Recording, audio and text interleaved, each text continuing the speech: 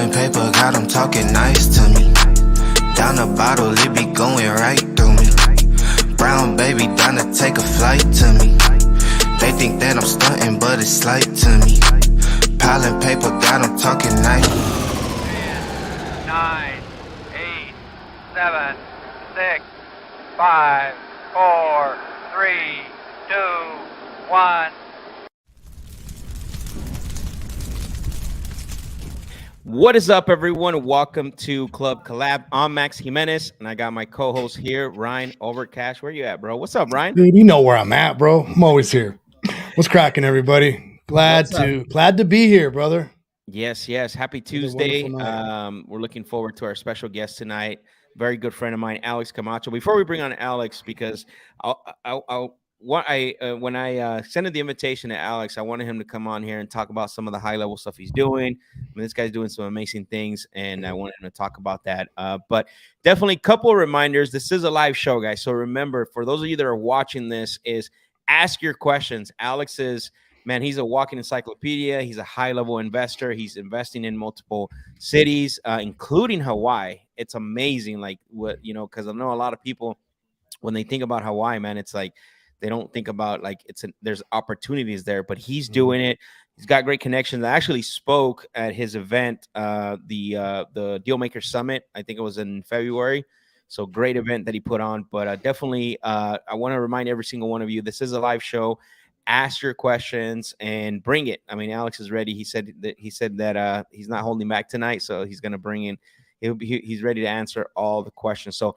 But before I do that really quick, before we bring them on, I want to remind you guys, Friday have the Closers Lab. So I want to make sure that you guys are there doing the live calls and, talking about sales negotiations. If you have not subscribed to the YouTube channel, whether it's mine or Ryan's, we go live every single Tuesday at 5 p.m. We got some really great guests coming on, like Alex tonight. That we have already booked for the show for the next 4 weeks. Amazing guests. So make sure that you subscribe so you're the first one to know when we're going live. And that way you get to experience it, get to ask questions. And so, but don't forget, Friday we have that. I have club. The Closers Lab. Join me. You don't want to miss that. I'm talking to sellers, talking to them, negotiating, maneuvering the conversation. You're going to learn a lot. You know what I always say, Ryan, is that I always tell people to go to my YouTube channel. I probably have 80 to 90% practical content that people can use out in the real world than most sales coaches, right? And so I take pride in that because I don't just talk about it. I don't just pull the best recordings. I don't just PowerPoint them to death. I actually get on the phones on every Friday. So, but yeah, anything else, Ryan, that I'm missing? Death by PowerPoint, bro. I like it, Max. Yeah. Anything else that I'm missing before we bring on Alex? No, man. I mean, I think we got, a lot to talk about with Alex, his lifestyle, what he's going. And I know you're a Closers Lab. Yep. Maybe, not maybe, I will talk about this. It's coming soon. I've been working on this for quite a while. So it's, my mindset, my mentality, things that I've, let's go. Learned from School of Hard Knocks, things that I've learned from other mentors like yourself, my mentor, Ben Newman, things like that. So yeah. I'll be putting out hopefully some good content here for everyone to learn from, to grow from. And if you have any questions about any of the content or anything that I do, always open to talk about that. So please reach out. Nice. I love that you're doing that, man. I think it's a huge need in the, especially in the entrepreneurship. I know there's different levels of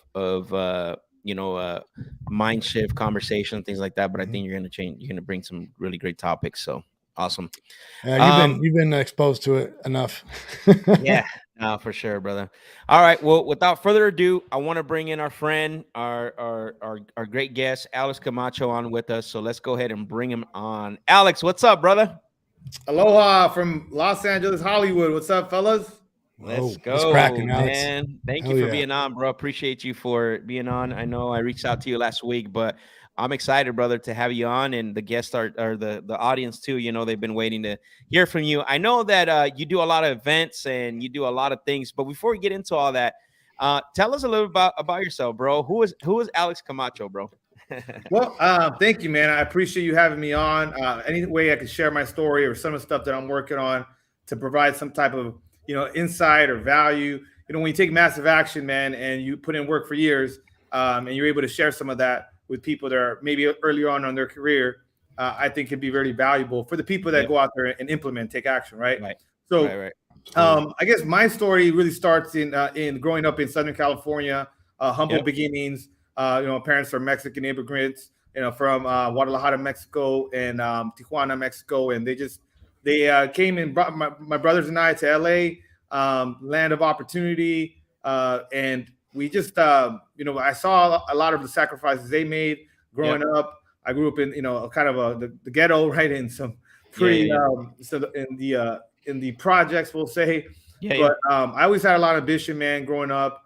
I saw people that were affluent, and I grew up in the suburbs, kind of, but I mean the projects, but the suburbs. So essentially, I saw people that had money because LA is a land of have and have-nots, and so I always want to be on the side of having and not necessarily not having, because I saw my parents sacrifice. So I got into banking right out of high school, dude. Wow, and that kind of opened my eyes up, because when you're in banking, you get to see people that have money, don't have money, and you get to learn the financial system. So that was very helpful.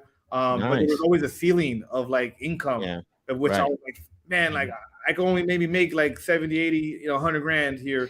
And so I ended up deciding to leave the banking business after 5 years and got into the mortgage business. And so once I got into the mortgage business, I pretty much made a lot of money at a young age because it was the right time. I had a lot of hustle. It was easy to do the business. And so all those things kind of worked in my favor. But what I didn't realize is that was going to be short-lived, because what ended up happening was that, the market crashed. And it's kind of dating me a little bit. So I'm 41 now, but I was in my early 20s. I was making like $200,000-300,000 a year, driving a Porsche, having all the fancy stuff, hitting the club up, doing all the things you do when you're making a lot of money when you're young and you're not thinking about it's ever gonna end. Yeah. So I ended up actually losing everything when the market crashed. And I like to tell that part of my story because a lot of people, entrepreneurs, end up making it, losing it, and then being able to make it again. And that's a little bit of my story too. I thought I was going to be able to kind of climb back into that, high level, making multiple mid-six figures quickly, but that didn't happen. Ended up getting to the real estate side of the business, but really that's where I learned about the investment side. Okay. Yeah, because I saw a lot of flippers in LA making a lot of money, and I was getting all the short sales approved. For them that don't know, short sales are when you're basically getting the bank to approve selling a property that the homeowner owes a lot less, or a lot more than really maybe the property is worth. So did a bunch of those and saw the investors making a killing, but I didn't take any action. So about 3-4 years after being a real estate agent and not really making a lot, but getting exposed to that, I decided to kind of go all in. And that's where really my investor journey started, 2017. It's 2017, man. I just decided, hey, I'm going to go all in. I started listening to podcasts, and one of them was Bigger Pockets. The other one was like Real Estate Disruptors, all that, kind of started to get into my head. I'm like, man, I think I could be an investor. I've seen people do it. So I started working for other investors for about 2.5 years, 2015 to like mid 2019, just kind of cut my teeth. They were both flipping companies, so they weren't really wholesaling. So I didn't really get exposed to that model very, quickly, like a lot of other people get started. And then about in the middle of 2019, I started my own company after I had saved enough money, paid my dues, learned the business. And so now I've had my own company for about close to 4 years now. And now, I'm flipping about 20 houses a year. I own a bunch of rentals here in SoCal. I own 3 properties in Hawaii. And I bought my first multifamily building this year over in Phoenix, Arizona.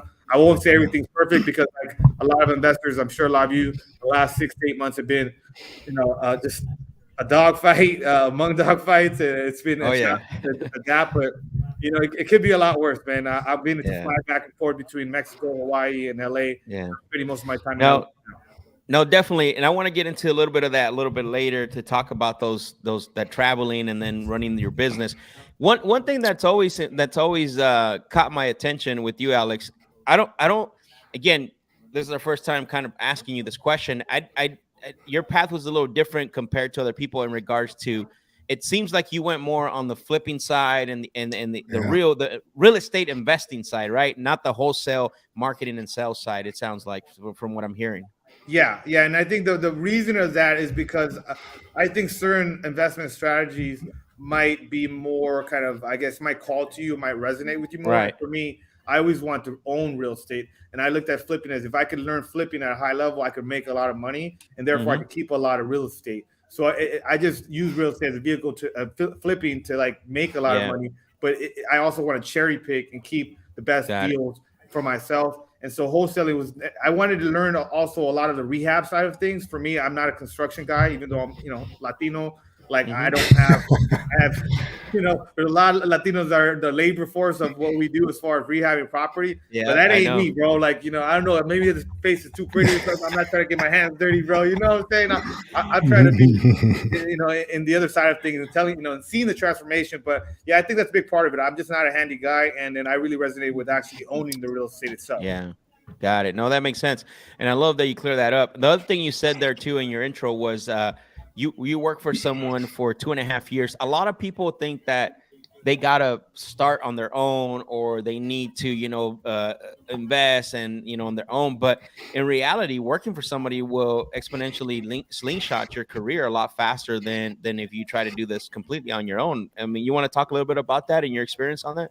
Yeah, absolutely. I mean, I would not be able to do what I do right now without having invested that time. And I read this book called Mastery by Robert Greene. I talk about it often. He's an author that I respect highly, but it was maybe just the right time to read that book because I was working for that first investor, and it talked about just really being an apprentice to a master, so that way you could eventually be a master of your vocation or something. And that, frankly, that's what I respect a lot about you, Max, is that you are a mastery of your vocation, mastery of your craft, and you preach about that. True. Because to really earn the high levels of income and the success and the things that make you one of the best in the field, it's really difficult to do that kind of just like on your own, figuring out by yourself. Yeah. So whether you pay a mentor or you work for a mentor or you any of that, I found that to be extremely valuable. And I didn't take that approach early on in my other parts of my career. I was just hustling. Right. And we could get so far with hustling and working hard and all that. Yeah. But I mean, this way of thinking of, hey, I'm gonna learn from somebody that's far greater, far more advanced in this particular craft than myself, is something that I think is forgotten. Because if you go back in time, if you wanted to be a carpenter, right? If you wanted to be a blacksmith, you wanted to be something like that, you literally had to work for someone for 7 years. Yeah. And then eventually you can go off and do your own thing. Some people don't even want to do that for 1 year. Yeah. So when I took that approach of like, hey, I'm going to be in this business for a decade, and I know if I put in a decade of my life into this, I'm going to be straight. I'm for sure going to be a lot better off than where I'm at now. It made it easier for me to pay those dues, make the investors I was working for money. And I love that, bro. I'm not saying that it wasn't easy. It was easier to bite that bullet and understand, hey, I'm in the learning phase of what I'm doing. I can't be thinking about earning big bucks yet because I don't know enough yet. Oh, that's amazing. I love how you prepared. I love how you prepared your mind for that. You know what I mean? Prepared your mind for, somewhat like, hey, worst case, I'm here 10 years, whatever. I'm going to be in a better spot no matter what. So you had that long-term approach, right? Instead of that, I want to make this amount of money by this time, or I'm out, or I suck, or whatever. And after 5 years, dude, like this is my year number 6. I far exceeded what I ever imagined I would be at, or what I would have, or who I would, who would actually be, and the type of business and life I would have. So really, if you take the long approach, you're going to get there quicker. But if you try to take the short approach and say, hey, I should be coming up in 6 months or a year. Y'all hearing that? Yeah, that's really unlikely based on statistics that you're going to actually achieve a lot of success in real estate, investing, whatever strategy you're using in that short amount of time. Yeah, no, that's amazing, bro. For those of you that are listening, if you're new in this and you're going through things or whatever the case may be, like, this is really good advice. This is a lot of stuff that a lot of people don't talk about, but I know you, Alex, always talk about this. You always talk about perseverance and pushing and everything else, right? One thing you said is, I know you didn't do construction. I did and what happens is that to be you got to go through an apprenticeship, right? For at least 5 years before you can even become a foreman. Mm-hmm. And then you become a foreman, and then you got, and to catch that mastery, right? Whatever that trade is, whether it's plumbing, whether it's electrician, whether it's whatever that is, like, it takes about a minimum of 7 years before you can even think about getting like a master license, right? And so definitely a lot of people don't understand that when it comes to this, right? Everybody's, and I call it you know, and again, it's a little bit of the social media's fault, right? The microwave, you know, the microwave mentality, and I want it now. The McDonald's mentality, right? Like, yeah. 100%. So, but I love that you brought that to perspective, which is the understanding, like, you already knew in your mind, which takes a lot, by the way, to be cognizant of that. Like, hey, I'm gonna be here, I'm gonna learn, and then eventually I'm not thinking about the big bucks. That's crazy. Well, let me ask you this: how did you get there? Were you reading books, or what was the whole mentality behind that, bro? I'm interested to hear about that. Yeah, so one of them was that book, the mastery book I mentioned. The other one was before you joined the it was right around the time I started working. So I was listening to Bigger Pockets, I was listening to the Real Estate Disruptors, I was listening I read that book. I also read that book, The Millionaire Real Estate Investor, by Gary Keller. He's the founder of Keller Williams. But it had a lot of the profiles in the back of the book of these people that had, just regular, average people that had built these huge real estate investment portfolios and whatnot. So when I approached it, when I was working for this other investor, I was like, and I literally just went and got a job off of Craigslist as a salesperson. Right. He was paying me $2,500 a month and $2,500 a deal, and he wanted to get deals that were super fat. So he wanted at least $100,000 like net profit, or he didn't want to touch the deal. And it was so hard to get deals, because not spread, net profit. Net profit. Like, if he didn't have a net profit potential 100 G's, like, he didn't even want to touch it. It was like, he could have been 80 and he didn't want to touch it. I remember I had to convince him on a couple deals. I'm like, bro, this is like a fast, easy 82, and it's been so hard for me to even get this deal. But I would have simple goals where I'd be like, okay, let me just get my first deal. So that took 90 days, just pounding the phones. I was just cold calling. The guy would skip trace list, and I was just pounding the phones like left and right for hours and hours, 6-7 hours a day. And it took me like, let me just get my first deal. Okay, now I got my first deal. Let me get one deal a month consistently. And then I started hitting that target. And then it was like, after I hit that target, and I reached a ceiling of learning with him, which was around month 10 or 11. And what happens sometimes with mentors, and I think this is worth explaining, is you have to understand there's a context of the mentorship. Sometimes that context was like, I was working for the dude as a 9-to-5 employee getting deals. So it's not like he had any interest in me growing more than that. Yeah, past that. Now, there are some people that you could work with that allow you to grow within the organization. Call it entrepreneur, right? That term has been kind of coined. I didn't make it up. So you could be an entrepreneur, but entrepreneur within somebody's company. And potentially there's a lot of upside, and you could do that. With him, there wasn't a lot of upside. And I saw that my learning had reached a ceiling. And so since my goal was always, let me learn this business, and now I had to reach the ceiling, and I wasn't making a lot of money. I was making like 5, 6, 7,000 a month. Like, so it's like, yo, bro, I can go do that. And I was hustling. I was making money with Uber at nighttime because I wasn't even making that much, and making 50 G's a year in LA is like dog shit. Excuse my language. Like, so I was always used to making 100, 150 at least, and so I had to kind of bridge that gap a little bit to still kind of live a decent lifestyle in LA.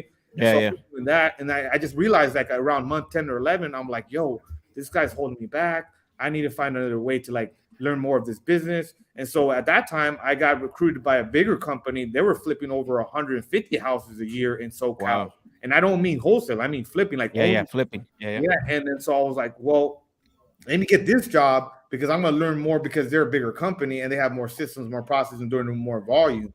Right. And so that's what ended up happening. And then I went to the next phase of my apprenticeship, the next phase of my learning. But it was the same approach, right? Like, I'm gonna have to probably spend 2-3 years to learn this, and then I'm gonna be able to make hundreds of thousands of dollars, eventually millions of dollars.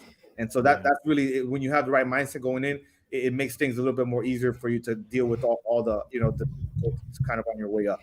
Yeah, no, for sure.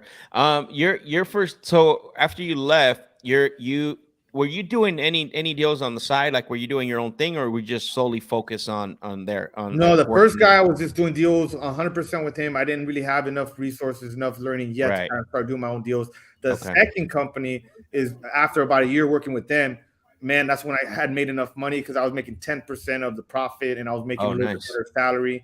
And then, but I wasn't making money until I sold the property sold. So it wasn't until like 8 to 12 months into that second company is when things started to compound, where I'm making more money, saving more money. And the whole thing with them is they didn't really want to invest money into marketing. They wanted to buy everything off MLS and off of wholesalers. and I already started attending conferences on my own. I think I attended my first wholesaling conference in 2000 and like 18, 19. And that was in Tampa with Rafael Vargas. Oh yeah, Rafael, what's that? Is it Raf? What's yeah, Vargas? Yeah, him. So he was doing a wholesale thing in Tampa. And although I didn't go hard with the wholesale, I learned more systems and processes. Yeah. I heard his stuff was really good too, bro. Before he like switched. Yeah, before he went on his other, other directions. Yeah, everyone that I've talked to that has attended that event has never said anything wrong with the content. Like everybody said it was fire and all that, but it was. All the other stuff's a little more crazier. Yeah, exactly. So I went to his stuff, and then that's when I realized, damn, I could start doing some like my own marketing because this company doesn't want to do it. I had saved some money. I'm like, you know what? Fuck it. I'm gonna start doing my own marketing because it's not conflict of interest. Because now I know the game. They don't want to spend the money. I'm still getting them. I mean, I think my best month. I know my best month. I got them 8 houses that we closed on, and in a year and a half, I got them 55 houses in that year. So I was on savage mode. Like I even hired like on my own dime a driver to drive me around the properties every weekend so I could look at it. I worked for like that whole year and a half with them. I worked like basically every weekend for like a year and a half, looking at 20, 30 houses, making a bunch of offers over the weekend. So wow. I was on full hustle mode. And then I started spending my own money for marketing. And towards the end of that 2.5 years, I started doing my own deals, do my own marketing. And then right at the 2.5 year mark is when I made $100,000 in 1 month. And I never fucking looked back. From the company, you made $100,000. Well, I made 80 on my own 2 deals, and then like 20 there. But then after that, like I still stayed with them for like another 1 month, and then I just never looked back after that because I had saved at that point like close to $200,000, and I just from then I had my nest egg, and I've been protecting it ever since, and growing it. That's awesome, bro. That's amazing. And where Ryan, were you gonna say something? Sorry. Yeah, I'm going to jump in because I think again a lot of people I know I would have been tempted for sure. You were making good money. It sounded like you're very disciplined and saving that.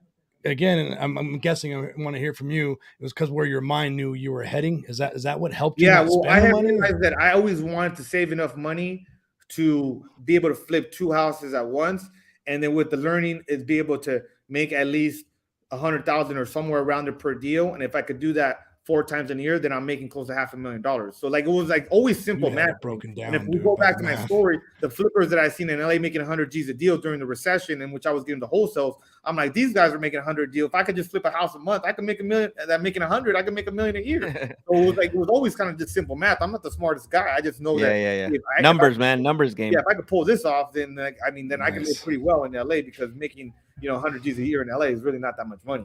Yeah, well, spreads there are huge, bro. Like in California, some areas are like a lot of areas where you can make some huge spreads. So when you went off on your own, did you immediately start flipping because of everything you learned?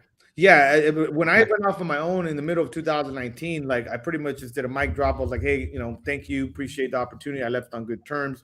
I was really tight with a lot of people. They really, they respected everything that I did, with the company and whatnot. But by that point, I already had saved some money. I had, like I said, almost 200,000. I already had, the experience, and it was just time for me to go off on my own, start my own company because, they didn't really want to let me, what I like to say is like drive the bus. I didn't want to run the company, but I certainly I had earned enough stripes to be able to be a senior in the company. And long story short, man, when you deal with small companies or, small to medium companies, there's a nepotism, there's favoritism, there's seniority, and they weren't really trying to let me kind of run the department like I wanted to, and I had already proven that I could do deals on my own with my own money, and I was just like, well, why do I need to stay here then if they don't want to let me kind of continue to grow?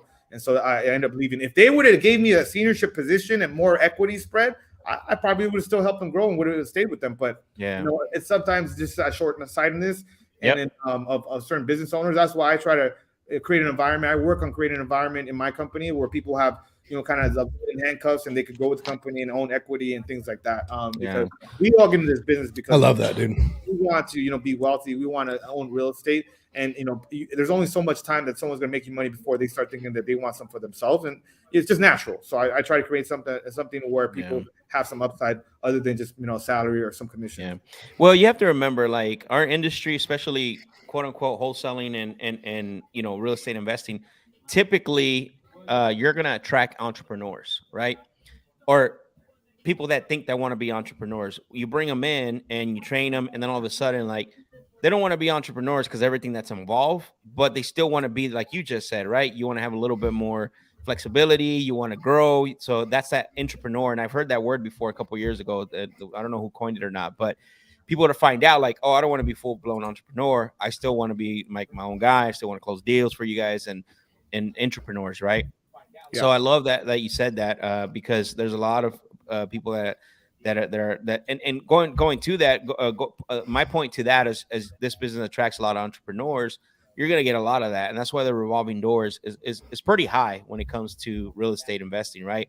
Because you went to an event or you read a book or something, and we see that. But yeah, man, that's really awesome. And then so once you went off, so you started flipping houses. What did you and then when did you start getting into rentals? When did you start hitting that off? That's a great question, because if you see, that's 2.5 years in. Yeah. And then I didn't own any rentals other than my primary residence, which I got a great deal on. And it was actually a subject to deal that I got, one of my best deals ever.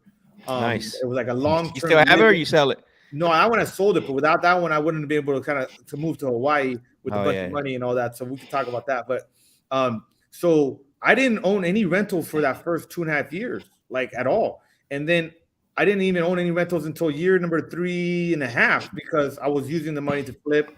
And I remember a lot of people were like judging me about that, or at least were like, hey, how are you investing in real estate? You don't even own any rentals. I was like, dude, like, you don't know what the hell I'm working on. I'm a master in the craft here. I'm saving hundreds of thousands of dollars. Like, I just like, that's not my path. Like, I need to be able to know this really well. If you keep rentals, like, you end up having to keep a lot of money in the deal. So it's like, so anyways, I didn't own any rentals until like year number 3.5. But that first year on my own, I learned a lot about just being a leader, because I'm not naturally gifted, or I don't know a lot of people that are, but there are some naturally gifted in leadership. So I struggled that first year, but I hustled, made it through. I think I flipped like 10, 11 houses that year, but I was making 400,000, like I had originally projected, like, close to $500,000.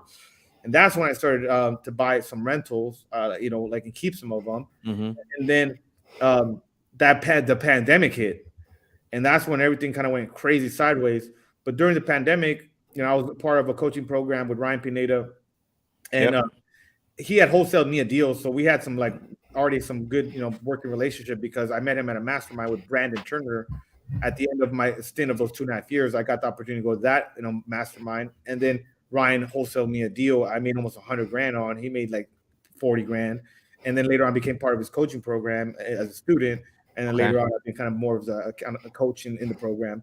But during that time, he was telling everybody, like, no, we got to buy right now because inventory is low, interest rates are low. And a lot of people sat on the sidelines during COVID, and I just went ham. And I bought like 4 or 5 houses during that time when everybody was being scared, and for good reason. Nobody knew what was going to happen. But it was like, yo, this is an environment. That's when it exploded, huh? Yeah, like it was crazy. Every house that I bought during that time, I mean, I just killed it on. And that's around the time Brandon Turner kind of threw out that opportunity for me to move to Hawaii, work with him, and get a little mentorship, and get on the Bigger Pockets podcast, and pretty much live the dream life of living in Hawaii but flipping in LA, because the whole Zoom and virtual thing had been adopted a lot quicker. Exploded. Yep. So it was kind of a function of all that. I never expected to have a remote flipping kind of operation or remote CEO in any way. It just kind of developed based on that opportunity. Based on me being in Hawaii, based on the pandemic. And then since I was really profitable during that time, I started traveling, just doing other stuff. And I went down to Mexico. And then I just now, I've been kind of in the last 2.5 years traveling between Guadalajara, Mexico, Maui, Hawaii, and Oahu, and some of the other places there. And then LA. And now I'm more based in LA, but I still get to travel. I was just in Hawaii for like 15 days. So yeah, nice. Yeah, I want to get to that because I wanted you to share that because I love your story on that. So then you went to get coaching through you went through the coaching program, and then you started buying some rentals, and then I know that you bought what did you buy here in Arizona? Because you guys bought a big multifamily complex, right? Yeah. So last couple of years, as things started to do really well with the flipping, obviously you start to see that you have I paid a lot of taxes, so like, shoot, I gotta figure out this tax situation. And also, with California being a very high tax state and Hawaii being high tax state and all that. So what I ended up doing was like, well, I actually did some research when I decided to buy my first multifamily building, and I always thought like, I'm gonna buy like a 6-unit or 10-unit. And then I told everybody in the coaching program, hey, I want to buy a multifamily building, but I wasn't sure where I was gonna buy it. So I actually flew to Phoenix, San Antonio, and South Florida for like a week each.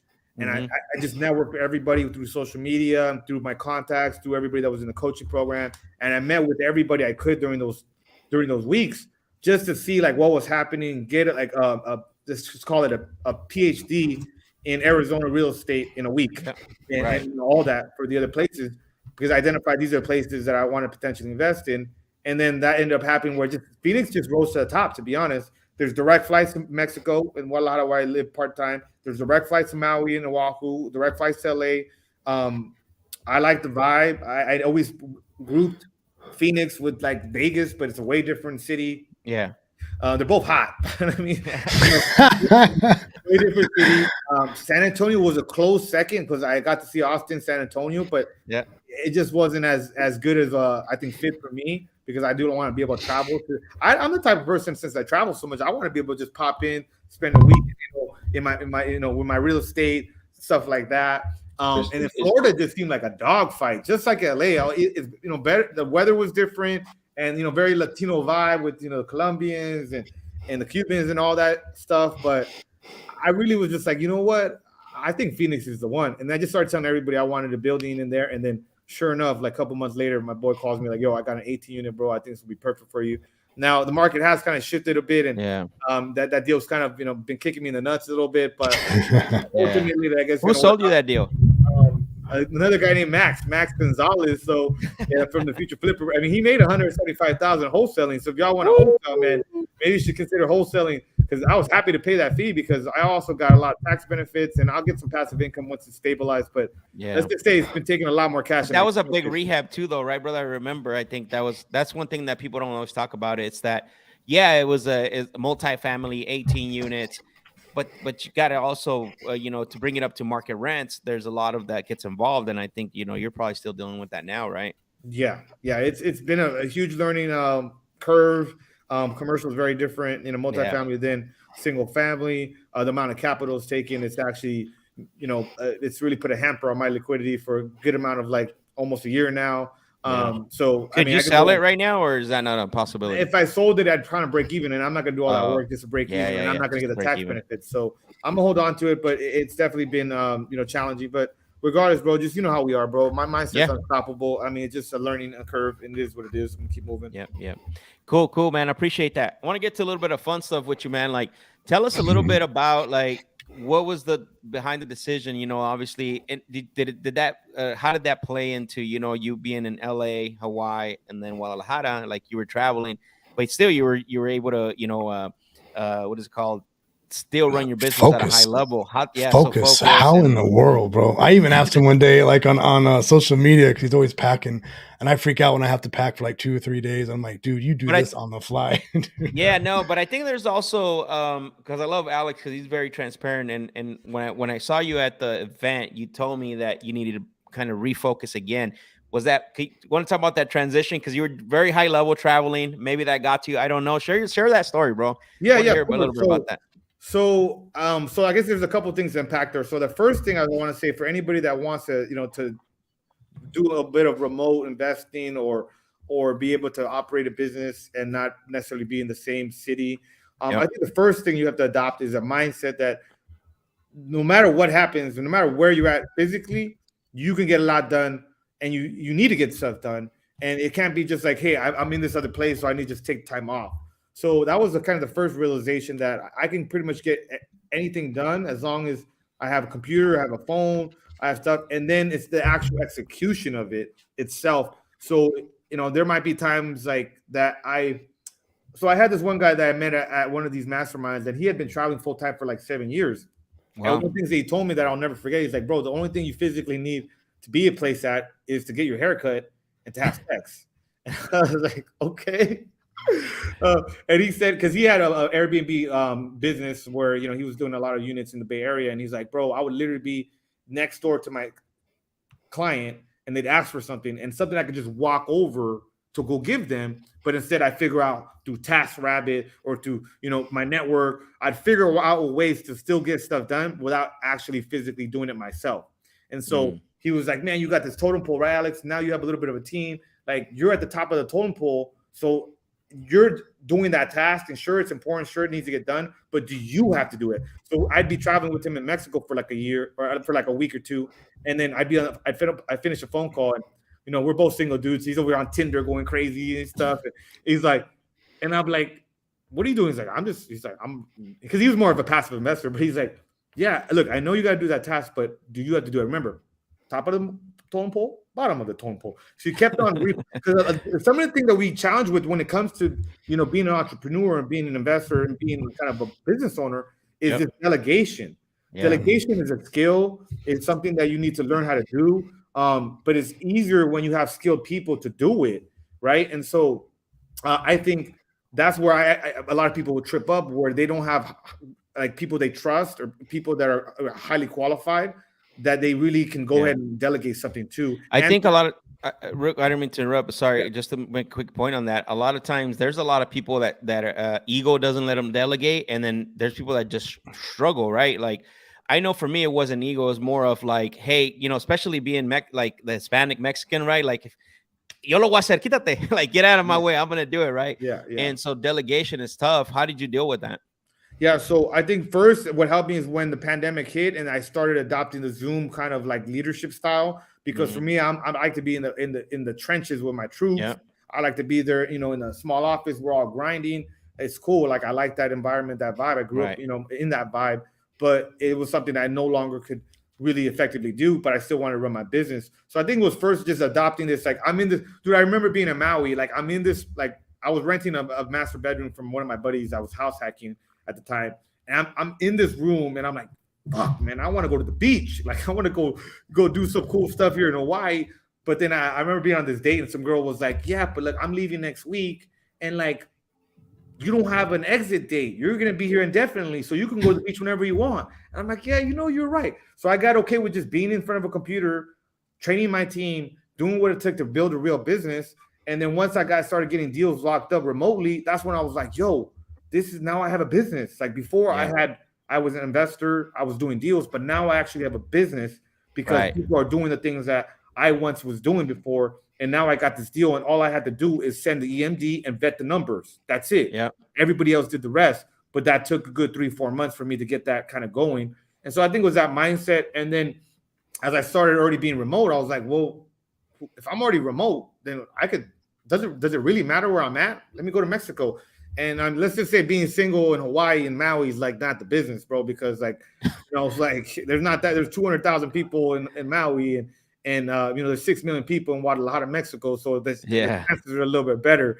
And so, I just started traveling to other cool places. I have family down there too and everything. Yeah. So yeah, I said it was a little bit of everything, all that, getting influenced by other investors, pandemic, and then just being the, relentless execution. Like, I got to get stuff done no matter where I'm at. Yeah.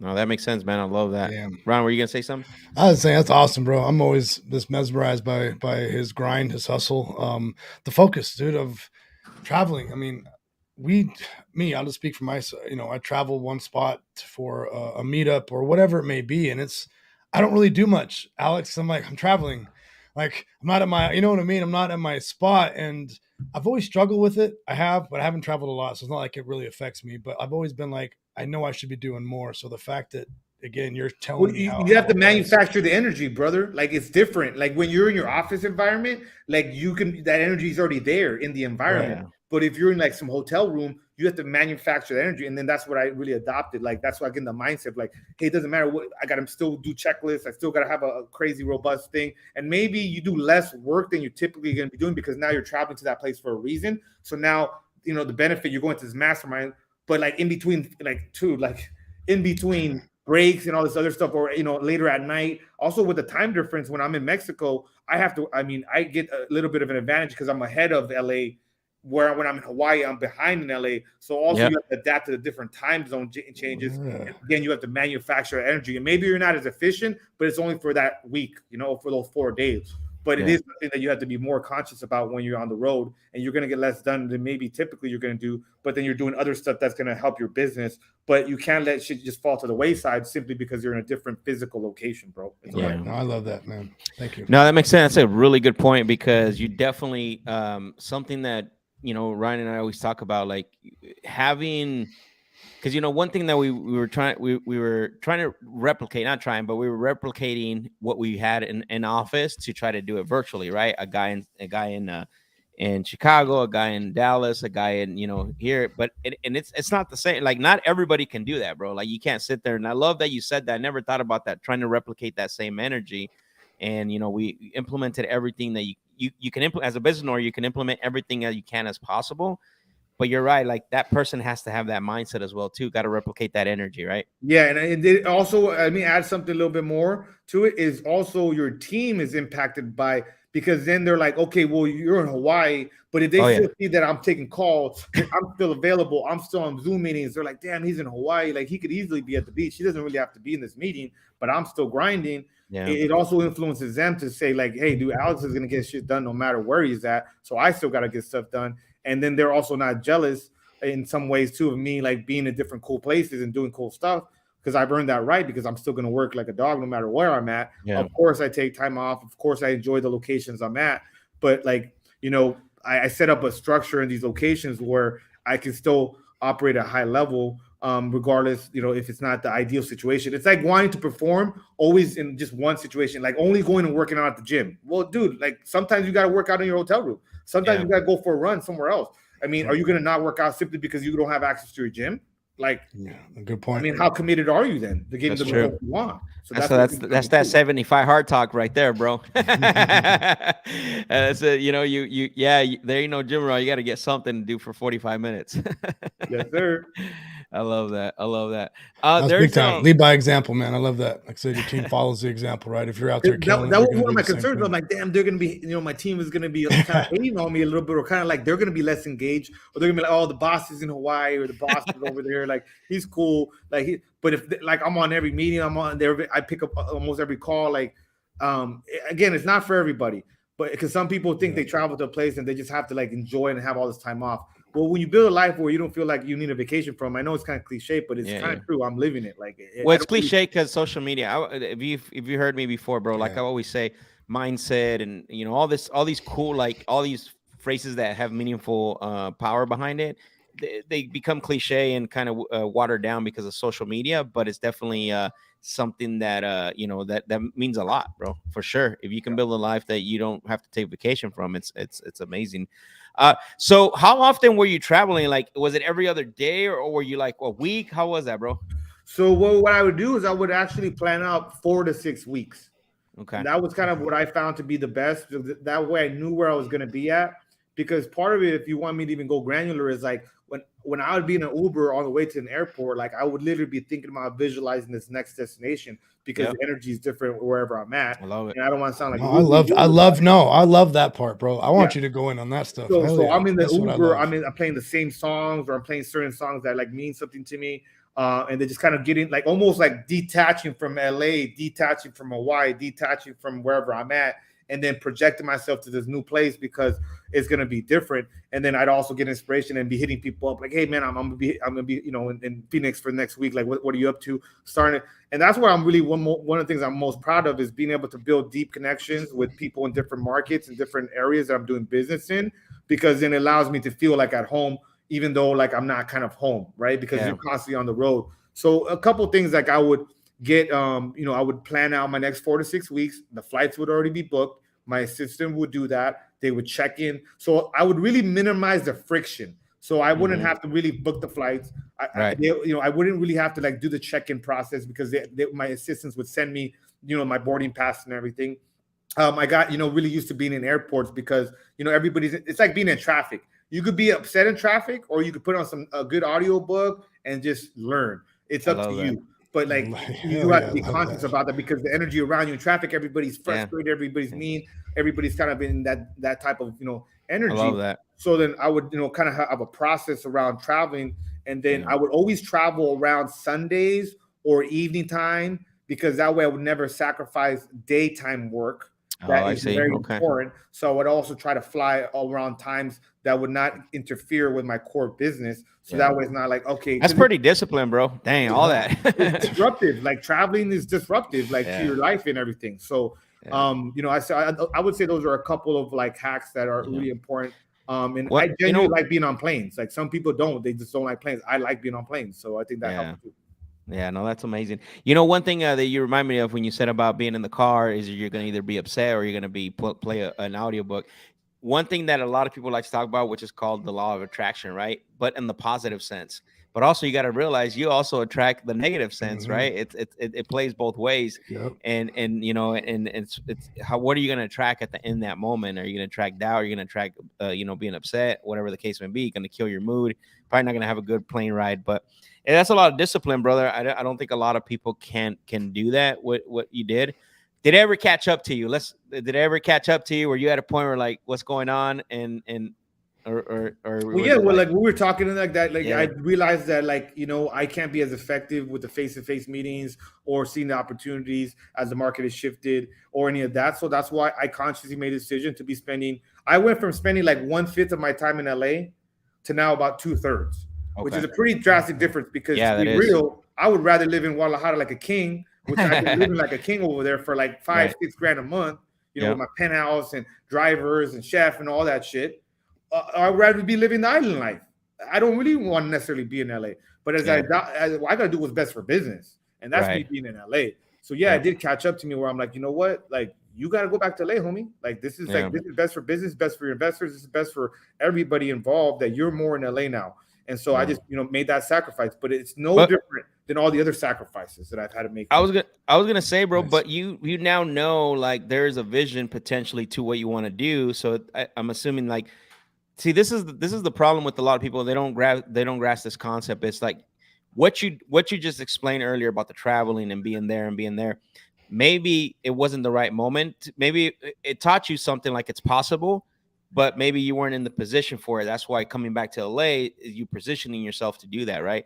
A lot of times we think that it's the time, but it's not really the time yet, right? But eventually you at least know and have a picture and visualize already what it could be once you grow what you need to grow here. There were seasons in your life as an entrepreneur, as an investor. I had a season I was talking about earlier on this conversation of me having to pay my dues. I had a season of learning as an investor. I had a season where, essentially I'm able to travel in multiple places and I'm growing these relationships that are now valuable to my business. And, like I have relationships with you guys, like my relationship with you guys is valuable to me. Yeah. But when I'm in Arizona, I want to spend time with you guys because then, I know you're action takers, right? So now that season has kind of come a little bit to somewhat of an end. And now my season is back in LA, but I came back to make millions of dollars. I didn't come back here to make, tens of thousands of dollars or hundreds. I came back because now there's real money here in LA. And I'm not going to see it if I'm not presently here more often than not. And now doors are opening up left and right because I'm physically here. I could spend the time with the people here. I could start focusing on what's working in LA and what's working on my business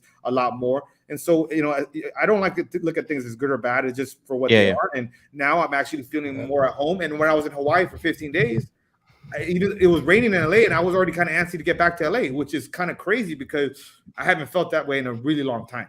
So, you want to be in Hawaii longer. yeah, exactly. No, that's awesome, bro. Go ahead, Ryan. I was saying that's awesome, bro. I love the story. I love the, taking us down the path, the thought process, what you're going through, the emotion, how you fought through it, or not even fought through it. You make your decision. You don't have that.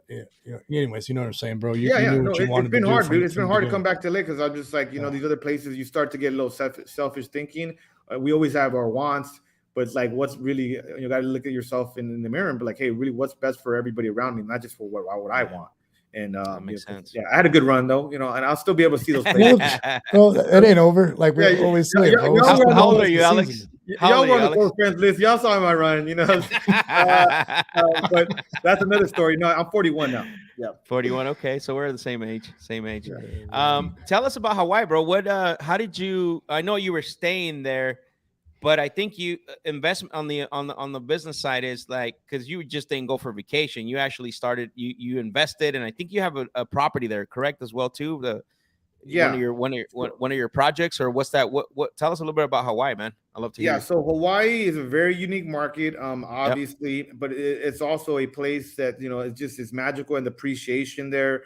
Every market has different strengths and weaknesses regarding to what strategies work as far as investing. And so one of the smartest things that I did, based on my mentor, you know, Brandon Turner's advice, was I didn't start actively looking for deals in Hawaii when I got there. I first, you know, managed my remote business in LA, got that going to where, you know, it was consistent and it was getting me deal flow monthly, and I was profitable in the deals I was working. I was able to do it remotely. Well, about 3 months into that, you know, that living in Hawaii, and during that time, I didn't sit idle. I mean, I networked with people, with other investors, and it was great because I wasn't really a threat, right? I was like, I'm just this mainland investor. That's what they call people from the island, you know, the mainland. I'm a mainland investor that has some contacts and some friends there. And kind of on the granular tip, like being brown skinned in Hawaii is a benefit. I'm just gonna keep it real because they were colonized and all of that stuff. And we can go to that, you know, but we don't need to. But essentially, you know, for locals and people that are called, you know, Hawaii, you know, home, and they were born and raised and all that from there. You know, it's a kind of a unique market in that sense. So I got the hall pass, and I got a little bit of love for that.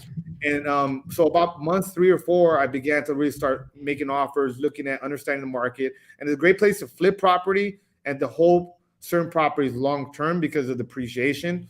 And so after you know, really getting after it, I brought somebody onto the team in acquisitions. We started doing driving for dollars, you know, just the same strategy that people use out here in the mainland. And I found so now I've done 4 deals in Hawaii in this 2 years. So not a lot, but they've been very lucrative. One of them I just finished flipping. I got it from a wholesaler from Arizona, actually, because I started branding myself on social media, and this guy sent me a deal on the big island of Hawaii, because every island is a little bit different. And I bought that house for $180 and I flipped it for $330. I made close to $100,000 on that after rehab. And I mean, people think that all houses are $1 million in Hawaii. Well, yeah, it is kind of the average price point, about $1 million. But so that wasn't the first deal I bought. The first one I got is the one I kept. I think you're talking about is this big house in the south part of Maui. We did driving for dollars. I mean, long story short, it was a tired landlord, middle of COVID. He couldn't really get into Hawaii. It was very cumbersome and challenging. You had to go through a lot of hoops to get into Hawaii during the pandemic. Right. Yep. And he just was like, man, and he had these 3 tenants. There was an eviction moratorium because if you don't know, Hawaii is tenant friendly, but so is California. Right. You're in Arizona, so Arizona is is property owner friendly. So, but I had a lot of experience negotiating with tenants in California. So I was confident in this deal. I ended up negotiating seller finance, which really helped us keep that property. I brought in a joint venture partner because, you know, it required a $600,000 down payment. Wow. So, I mean, this was a very creative deal, but all the deals I've done up to this point helped me do it. And I ended up securing a seller finance deal.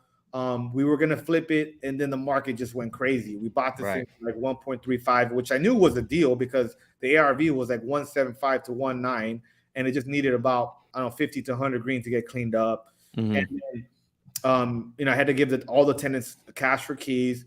They were all, you know, I read the situation, you know, accurately because of my experience. And then I gave them cash for keys. They all got out. And then when we were going to do the rehab, my partner starts hitting me up. He's like, he's passive. He's 100% like on mainland passive. And he's like, bro, I think we got to try to keep this property. This thing is like probably worth 2.3 now at this point. And, you know, we were only into like 1.6 or something like that. Right. Wow. I'm with you on that. And fortunately, my financial situation improved during that time. His financial situation improved. And we decided to go for a refinance. It went awful. I wasn't expecting that. It went awful. Yeah, it wasn't like it would just hand it to us. And then we were like, we got a little bit antsy. We're like, damn, we got a lot of money tied up. Because at this point, he got like 900,000 tied up in his money. Now, granted, the deal's done well, but he still has a lot of capital tied up. I started putting money into the deal. I'm into this thing like 100,000. I'm like, damn, you know. But neither of us really needed a payday, and we both wanted to keep it because we saw a lot of upside. It's down the street from my boy Brandon Turner's house. Like literally, he's like my neighbor. I could walk to his house. He's walked to my house. Holy cow, that's crazy. It's a very affluent kind of part of South Maui, like, and so there's a lot of close to the beach too. Yeah, it's like a magical ocean view. It's like 10 minutes from some of the best beaches in the whole world. I mean, there's a lot of upside to this. There's certain properties where just they have more upside potential that you want to try to keep if you can. Right. So it really exuded that. We put it on the market for 2.7, trying to go for $1 million payday. We got an offer for 2.45. Our payments have been respectively maybe $250,000 each or so. And I was like, nah, man, I'm not letting go of this property for only $250,000. Maybe when I was first starting out, $250,000 sounded a lot of money, but at this point, I'm like, nah, man. And so I was like, hey, let's just try to keep it. We were able to successfully pull off a cash out refinance, pull out all his money that he had invested, pretty much almost $1 million, and to get a loan for 1.7 and appraised for $2.7 million. And here's the kicker: my neighbor just sold for $3.9 million, because that was back like in late summer last year that we pulled out that refinance. And my other neighbor is for sale for $3.9 million. Nice. That's crazy, bro. Both of the properties are going to be a little bit nicer than our property. Yeah, right. Our property could be worth $3.5 million, and we only owe 1.7. And it's all because it's the power of real estate and creative finance, and then just being take action, the right partnerships, a lot of learning lessons there. And now I'm going to be hosting my first mastermind at the end of this month at that property. And then I'm also going to be, using that property, to stay there, host my VIP lenders, host my, people like yourselves, like just people that I want to continue to grow a relationship with and visit there myself. And then I have an beach property on Oahu, and I have another property that I might keep on Maui too. So, I mean, properties in Hawaii, tend to be, properties you want to try to keep if you can, because appreciation. Remember, it's an international destination from Asia, Canada, and US. And now I've seen it because, people want to call it home. Everybody wants to own a piece of paradise, including myself. That's freaking awesome, bro. Are you doubling down now, or what? To look for more? I mean, is there any deals? Like, is there abundance of deals there? What's your thoughts? I think there is deals there, but since it's a tricky market, I just want to just do the right deals. So for me, it's just a case-by-case basis. I'm not trying to increase my deal flow. I'm not trying to decrease it. It's just a matter of, like, let me get these properties that I have here to the finish line, and then just keep the ones, as many as I can, and then continue to brand myself as a Hawaii investor. And then if the right deals comes up, cool, I'm going to do it. But I'm really focusing the majority of my energy attention on Southern California right now. Okay, got it. I mean, it makes sense, right? Because, I love what you said about that, because, like, a lot of people hearing about that deal, they probably would have went gangbusters, right? Trying to look for the next deal, and then they forget about their main market, which, like you said, LA. Like, because that deal you got was pretty amazing in Hawaii, so that makes a lot of sense. It's easy to get distracted, 100%. And for me, like, that's a conscious decision. Doing business in Hawaii is kind of like swimming upstream, bro. It's a difficult market, and it's hard to scale up. So I don't want to make it seem like it's easy, because it's not. Yeah. But it's really hard to invest in Hawaii unless you're physically there and a lot of people there. And it's hard to do that when you're first visiting or first getting settled there. Like, think about that. I had a lot of people that I knew, and it still was super difficult for me. And I have a lot of experience. I take a lot of action, and it's still very difficult for me. So it isn't for the faint of heart, or for people that are just trying to just dibble and dabble. Like, you kind of have to be all in Hawaii real estate to be able to be successful. They're consistent. Yeah. Man, that's amazing, bro. That's amazing. Thanks for sharing all that, because I want people to hear, like, what you're doing. I know you're doing some big things, and then you got a mastermind coming up. I know we're coming up to the hour. I got two more things I want to talk about, and we'll let you go. The first thing is, I know when I met you at the event, how are you on time, by the way? Are you good? I'm good. I mean, I still have a bunch of stuff to do, but, like, I'm good. Okay, I committed an hour and then 15 for this. Perfect. So one thing I want to talk about is, when I talked to you at the event, I know you were talking, you were, and I saw it too on your stories, man. You were super, you got, like, back to this, like, super focus mode. I even see that, like, the green shakes and all that. This is kind of going to go up to Ryan's alley here, what Ryan thrives on. Tell us a little bit about that, but, how important is that, bro? Because I know a lot of people don't really talk about that. It's like grind, work. And I made a video on Sunday or Saturday night. I was in the sauna for like 30 minutes, and I made a small clip talking about that. What got you there, and what happened when you talking how your mindset, why you needed to get there? Yeah, great question. So a lot of people have seen my shift of my energy, my focus, my intensity, and so one of the things I've been really fascinated about is just leadership, and I've developed some influence now, and I take that very seriously, because I don't want to give people bad advice. I ain't trying to just be this guru telling people go do this and not exuding it myself. I look up to certain leaders in the industry, and I firmly believe that I have the opportunity to be one of those big Latino leaders in the industry, and so I want to take that opportunity seriously. And part of that is just exuding these habits and this mindset that sometimes I fall off of. I'll be honest and transparent. Sometimes I would just smoke too much weed. I grew up in Southern California, and I recognize that that's a crutch. I've been using it to manage stress way too fucking long.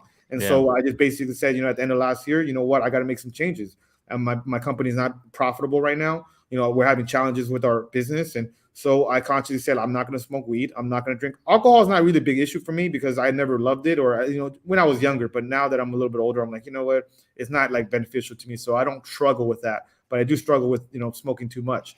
And so, Alex, I was actually going to ask you about that. I was going to wait off camera, but since you brought it up, I had to stop you on this because this is a big issue for me, and I'm reaching out to people because I'm working on that right now because it's been a struggle. I can't even tell you. I've quit once, and that's because I had to. I got had to go on vacation for a little bit in the cage, but outside of that, it's been really hard. And I actually was going to talk to you about this because it's been. I'll even tell you a little bit of a story off camera. I don't want to talk about that right now, but what I'm doing and what I'm working on, brother. But I want to hear. I really do appreciate anything you can share with me on this. Yeah, of course. It's been a struggle. I've been smoking actively for at this point probably decades now, right? And so, and then you kind of tell yourself this story of like, hey, I'm more creative, or I can still get a lot of stuff. Look at all the results I have. I'm normal. The reality really comes down to is sobriety is really a superpower, as I've heard it called, and I agree with it because every time I've gone sober for any time more than a month or two, I'm fully focused. I'm all in, and people just notice how much more focused and I just get so much more done. I actually end up having a lot more energy. So I realized at the end of last year, like, you know what, I got to put this to the side. Let me just realistically put it down until my company becomes profitable to the degree that I set as a standard, like, making over 100,000 profit a month, and which we haven't been in the last 6 months. And so I'm just like, I'm not going to go back to smoking weed until I'm making $100,000 profitability every single month again. And so I kind of set that as a very big initiative and a goal and a priority. And then also just the drinking stuff, just because it's just not good for my health. I've always done the green shakes because for me, like the green shakes has been kind of like an insurance policy that kind of almost like, it's something simple to do. Yeah. But I've been doing it for about a decade now. But then now I've been much more focused on it and more consistent about it. Rather than doing it maybe 2-3 times a week, I'm doing it every single day. And so I got to tell you about the golden milk, bro. I'll tell you backstage about it. Yeah. I think I've heard of that too. Have you heard it? Okay, yeah. This is the bulletproof golden milk. Yeah, but this is bulletproof golden milk. Okay. I gotta tell you about it. So I just kind of I've been focused on that. I've been relentless with my schedule, and then so people have noticed it, and then people in my company have either stepped up or I've had to kind of let them go. Like, so I had to fire a couple people. I had to separate some, from some other, let's just say alignments and things like that. And it's simply because I want people that are all in with me. If they're not all in with me, then like, we're just not on the same page and we're just not going to kind of, vibe or align. And so, I've had to like, even for that Deal Maker Summit, I've uninvited some people to my meetups. They're just takers, moochers. And, I've already kind of went through that season where I was like all in, go giver, helping everybody I can, taking those 5-10 minute phone calls with people that are just getting started. And hey, I still want to help people out, but I want to help people out that really, really deserve it. And that's action takers. And so I've really been more conscious about who I spend my time, my energy, my money with. More so this year, because I think when things are going well, there's a lot of people, fat, right? A lot of people that come to you and you got to cut the fat, you got to clean house. And so it's really been a reflection of that. And I can't leadership, it's not leadership, it's not management, bro. You lead by example. So what example are you trying to set, Ryan? And so that's really what it comes down to. It's like, say, you know what, this is difficult for me. And if you want accountability for that, bro, I'm happy to do so, because I've had cravings the last week or so that have been a little bit stronger than lately, but it's been 2 months I've been so completely sober, and I feel like the results and the influence and everything that I've developed in these 2 months, it's just been groundbreaking. So I want to continue that path, and it's not just like a New Year's resolution, like it's a lifestyle, and I want to be healthy and and really be energized, engaged, as much as possible. And that's really difficult to do, because I don't know about you, but I have an extreme personality where I'm like, go. And so I either want to smoke 5 blunts a day, or like, I don't want to smoke. So it's kind of one of those things that like, I have to, like, I can't just do like, a joint a weekend. Like it just ends up being like too obsessive. And then it all or nothing.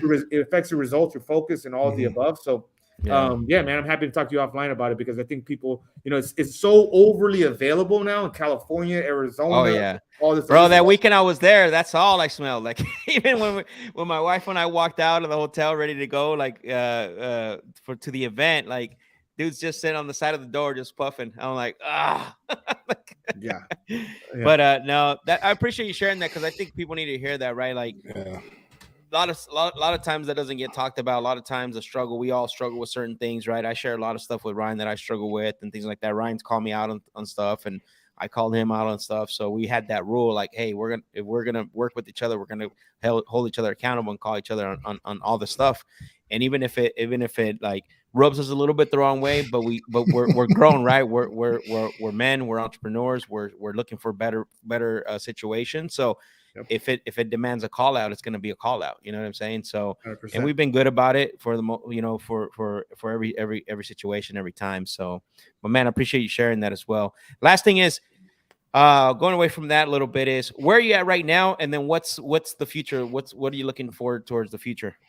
So a big focus right now for me is just to sell off some of these flips that are not making money, that are break. I just sold a flip this yesterday that took a year to complete. We made no money on, but hey, we got the money back into the coffers, and we could redeploy that into much more profitable deals, and pay off some debts and all that. So I think the main focus, I got like 17, 18 properties right now. I'm keeping like 10 of those, and the other 7, active flips, or we're gonna be selling those off. So I think it's just kind of resetting the inventory, getting those sold off, paying off our lenders with all that, just getting those to the finish line, taking no more team bandwidth anymore, and then just going back to like flipping houses that are really within our buy box. We got a little bit distracted. We bought some properties that were a little bit remote with Joshua Tree in some areas that really not our core competency. So getting back focused, me spending obviously more time in LA, we discussed. I'm hosting a monthly meetup in LA. I'll have, that's open to all, to all people, not necessarily just like, it's not a pay. I mean, yeah, you have to pay to go. It's like $20-$30 just because there's valet and there's, certain things like that. But so just continue to work on my deal makers community that I've grown here in Southern California, and do the, the regular meetups. Continue to get our buy box better. And then I'm starting to be focusing on small development deals here in LA, because there's a housing affordability is a constant issue here. So before I was really resistant to doing those type of deals, because I always played in the entry level cosmetic kind of working kind of that type of deal, but it rarely pencils out to develop, add ADUs or add units to those type of properties, because if you're going to build and spend this much money, you might as well do it in a more expensive, kind of neighborhood that's going to demand more on the resale or on the rent for the valuation. So I'm starting to work more on because those are the appetite for the city of LA has now grown a lot for that, and there's comps there to support those now. Nice. So I'm seeing deals that I could work on. Long story short, where I think I could make $500,000 to $1 million on small development plays inside of a year to 18 months. Because now I have a bigger team, more overhead. I mean, I need to work on making more money. And so for me, that makes more sense. But I'm spending time around developers now. I'm in the office right now. One of my developer, designer, architect, potential, partners that I'm partnering up with. We're going to, a lot of, I guess, alignment as far as like mutual, the skill sets, like complementary skill sets. And then I'm also going to be working on some higher end flips, not higher end as in like millions, multiple millions of dollars, but like stuff I can buy in the $800,000 to $1.2 million range that we can flip for, somewhere in the $1.5 to $2.5 million range, and make $300,000, $400,000, $500,000 per deal on that. Just kind of getting an appetite for those type of deals as I'm seeing the opportunities where I'm at, because I don't want to be known anymore as that low end house flipper. Like, I'm not that dude. I'm a Hollywood dude. Let's go. Hollywood swinging. So I say as a focus, and I saw my team, and I miss spending some time in Guadalajara, so I'll be down there still, on a handful. I'll still be there every other month or so for a little bit of time. But I'm renting that penthouse out, when I'm not there, and then I'm renting out my Maui house and my beach house in Oahu when I'm not there too. Nice. But those are kind of, I guess, the main focal points. But I'll be in LA a lot more, and then I'll be in Phoenix on my 18 unit, on a consistent basis. So I'll hang out with you guys when I get there. Sometime in the next 30 days or so. Heck yeah. Amazing stuff, brother. Amazing stuff. I appreciate you for being on and sharing so much knowledge, bro. That was amazing. Honestly, I think, like I say, I love getting into some different things, not just real estate deals and everything else, just like the mindset behind entrepreneurship and all that. What I want to do is I'm going to bring you off for a little bit. Think about something you want to leave the people that are watching, or they watch on the replay, something encouraging. I'm going to give you an opportunity to kind of think about where you're going to leave them, and then we'll close the show with you coming back on. Okay, Alex? Sounds good. All right, man. What do you think, Ryan? Woo! I knew it would be awesome, man. Just because, when I first met him at the office back in the day, And he was just telling me about all the different things he was doing, the places he was traveling. And that's when I was only in for a year at that time. I was just like, wow, dude, this guy's really living it. So it's just really cool to see the growth from then. And then the background, right? Of his mindset, which, I love people who just have that killer mindset, that discipline. I look up for that. I'm always challenging myself to be more disciplined. So no, that's one, that was my big takeaway. I'm going to go back and rewatch this a little bit, because I love I always think like, don't flinch, right? Don't flinch mentality. Know what you got to do. Don't get caught up too much in the things that don't matter. But that stood out to me quite a bit. It's very insightful. And then getting back to the basics of like, even the example of being in the car, you're going to be upset, or are you going to, listen to an audiobook. Bro, so like, it's not like we never heard that before, but when no, for sure. Like, it's not like some groundbreaking, but you forget in the mundane and everything else that you do. And it's those little integral parts, right? Like I think Ed Milet said this one time, you don't win with the big things. It's the little inches, the little integral parts, right? And it's those little moments that get you the win. So we're gonna bring Alex back. He's gonna leave you guys. For those of you that are on today, Amador says today's club collab was fire. Thank you, Amador, for being on. But we really appreciate everyone for being on today.